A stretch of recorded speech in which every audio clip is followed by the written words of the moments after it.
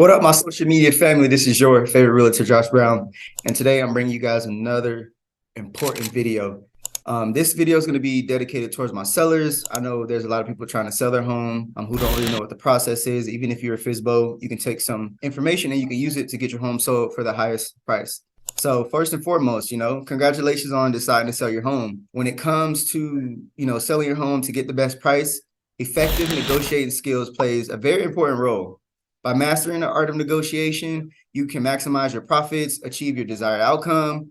So here's a comprehensive guide that I'm going to give you guys so that you can navigate the negotiation process with confidence and make sure it's a success. Okay. So I'm going to give you guys 8 different little strategies that you can use to make sure that you're effectively negotiating when you are selling your home. First step, right? First step is going to be set the stage for success. Gather all the necessary information about your property, including the recent market trends, comparable sales, and unique selling points. Prepare your home for listing by enhancing its curb appeal through repairs, staging, decluttering. And I mean, if you got to partner up with somebody to kind of help you with the process, here at Coldwell Banker, we actually have a company that will work with you with staging, cleaning, if you got to have a trash dump, and they'll pay it all so that you guys only have to pay it back during closing with no interest, but we can talk about that later. But just make sure to partner with an experienced real estate agent who specializes in negotiating and has a good track record for helping you achieve the top sale price. Because not all agents are created equal, and having the agent to negotiate on your behalf is one of the best things that you can have. And if you're doing it on your own, just make sure that you listen to these strategies that I'm giving you so that you can negotiate for yourself as best as you can. Number 2, determine your selling strategy. When you are selling something, you have to make sure that you have a strategy in order to get something sold. Don't just go out there trying to throw the price on there saying, okay, well, this is the price that I want with no strategy behind it. Because when it goes to you negotiating with a buyer or a top agent that also negotiating for their buyer, it's going to show. So just make sure you set a realistic and competitive asking price based on the market analysis and expert advice. So as a real estate professional, I'm looking at the market every single day. I'm analyzing the market every day. So if you just want to get a comparative analysis on the market, just reach out to your local agent, ask them to create a CMA for you, and they should be able to do that at no charge. It should be free.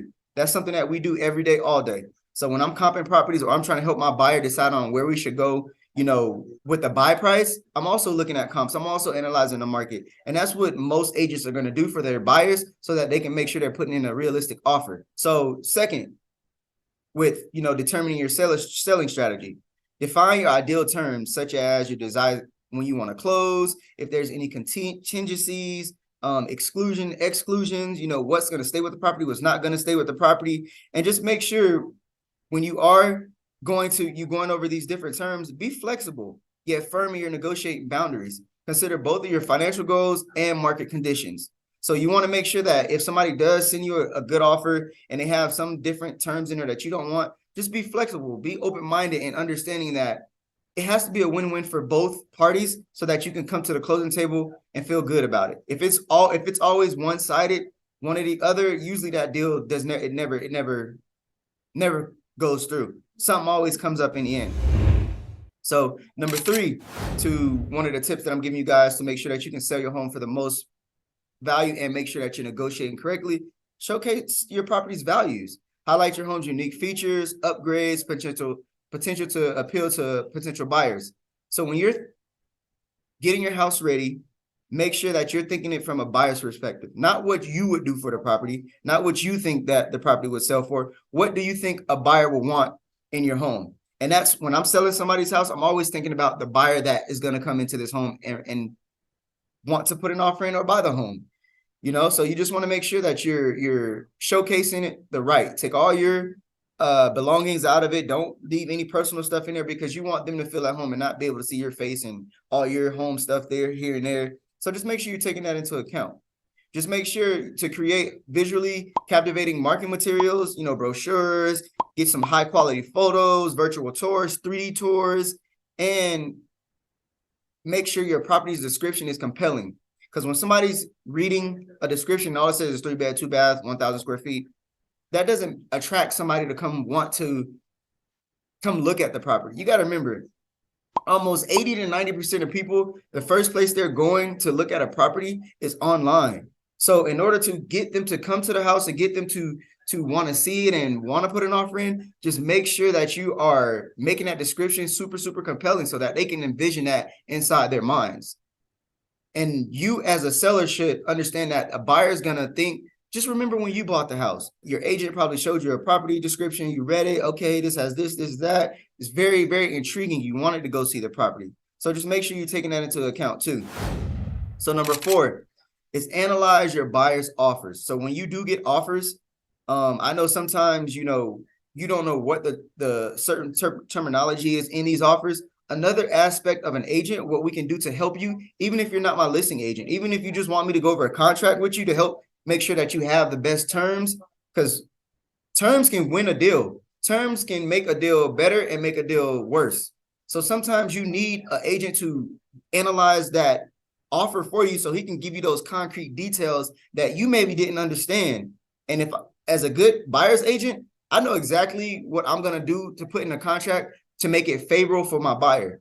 And that's vice versa. Just for my sellers, I know exactly what I want to see on the contract to make it favorable for my seller. So you always want to make sure you're taking that into account when you are looking at offers. Write down the pros of this offer, the cons of this offer. Write down the cons and the pros and cons of both, because if you're getting multiple offers, especially if you got 6, 7 offers, you want to be able to negotiate all of those offers. You don't just want to pick one offer. You want to be able to play all those offers against each other, because that's negotiating. That's how you're going to get the highest and best price. But when you favor one offer just because you think it says a certain thing that you hope it says, and then you get to the closing table and now your settlement statement is showing your net profits way worse than what you thought it was, that's because they probably put something in that contract to where you're paying for most of the expenses on this contract and you didn't even know it. Number 5, negotiate strategically. Respond to the offers in a timely manner to maintain momentum and keep interested buyers engaged. Don't be taking 2 to 3 days. If there's a deadline on that contract, make sure you adhere to that deadline.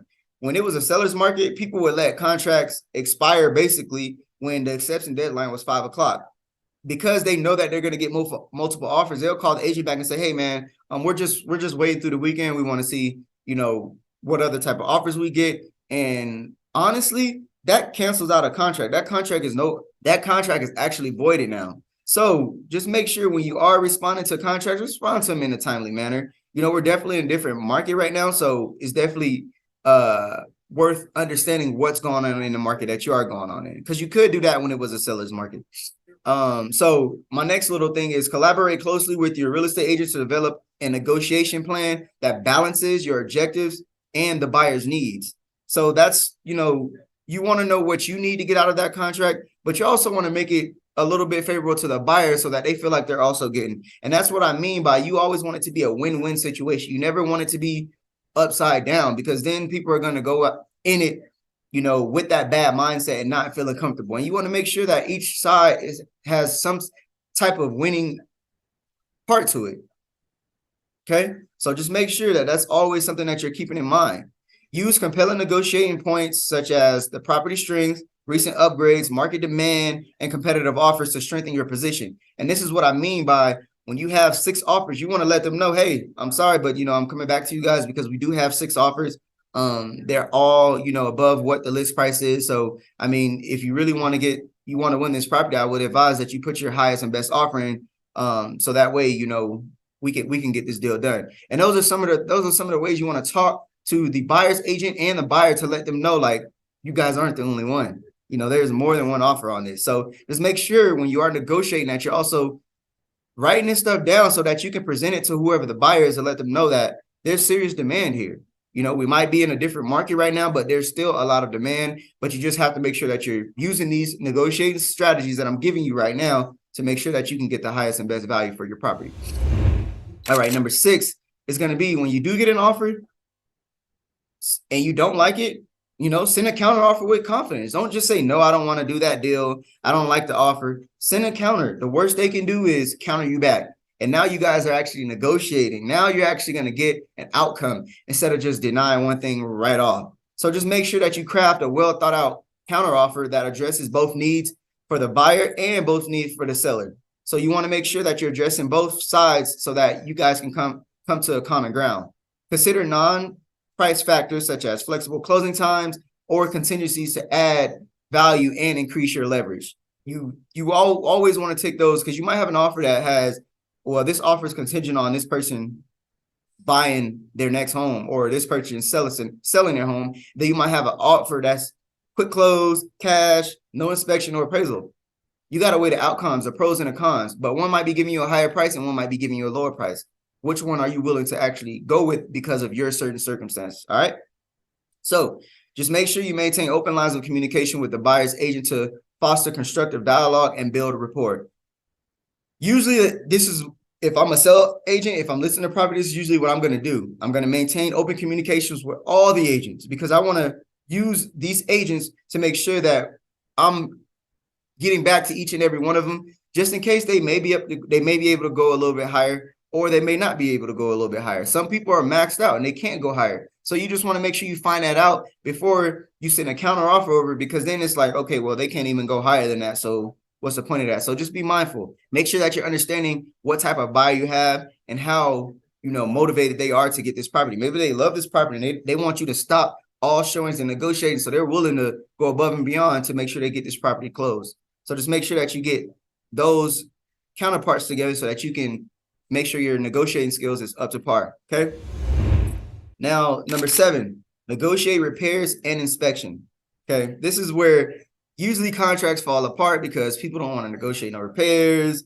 The buyer doesn't want to take over a property that needs this many repairs. The seller doesn't think he thinks he can sell it as is, so he doesn't want to do anything.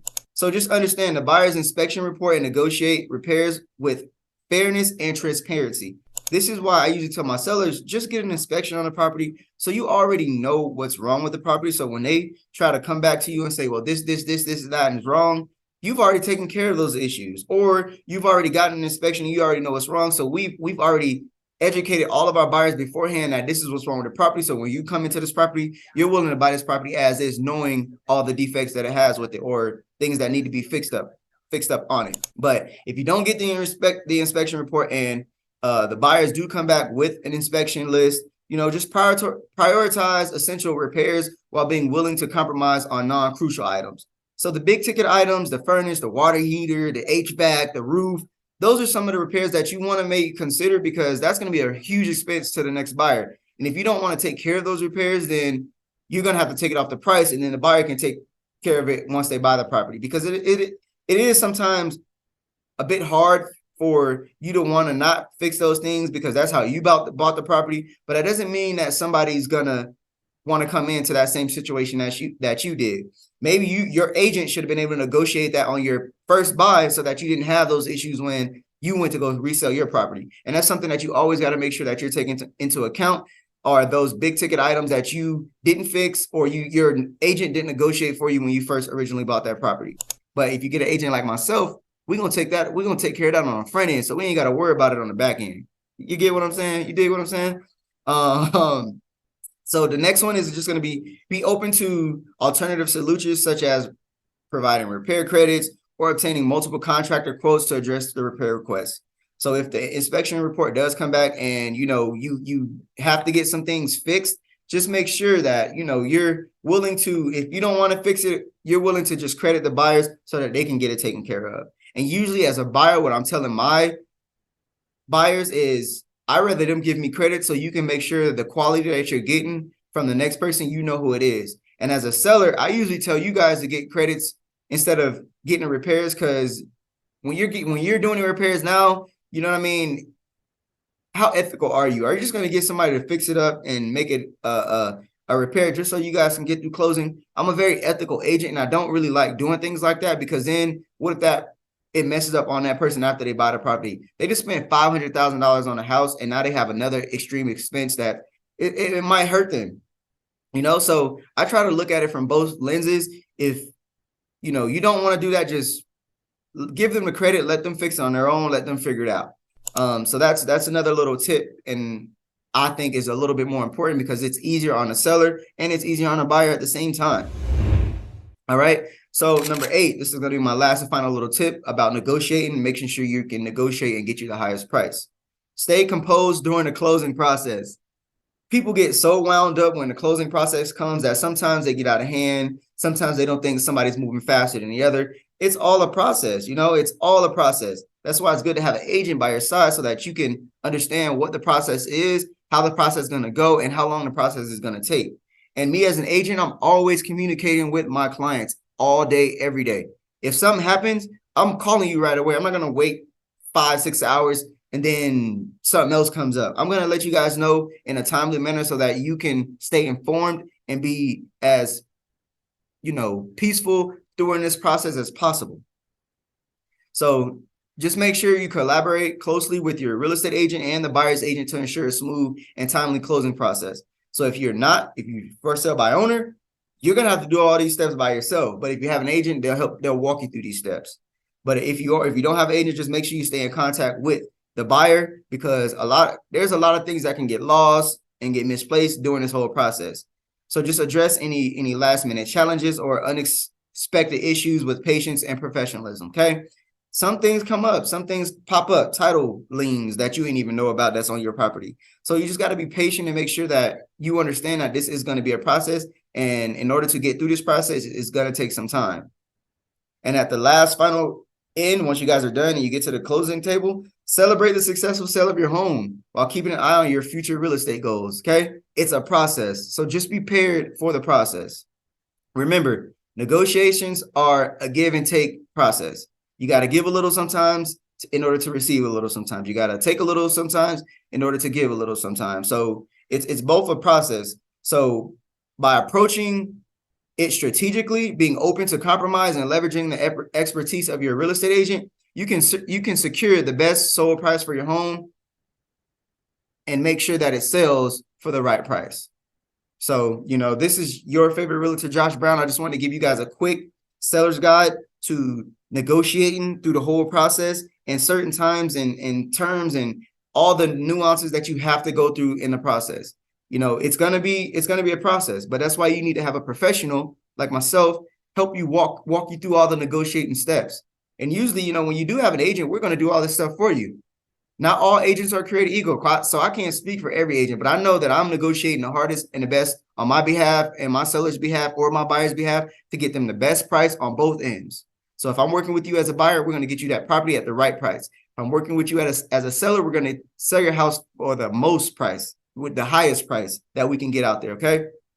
So don't forget to like and subscribe to my channels, man. Don't forget to DM me if you guys want to talk to me about selling your property, and we can put a strategy together to help you get that thing sold in a timely manner for the highest price and reach the most amount of buyers. And if you're a buyer out there, DM me. I can put a strategy together to help you guys find the property that you're looking for, whether it's investment, multifamily, whatever the case may be. I am your agent. So I definitely, appreciate you guys coming to my channel. Don't forget to hit that notification button so you know when the next one comes out. And then until next time, man, this is your favorite realtor, Josh Brown, over and out.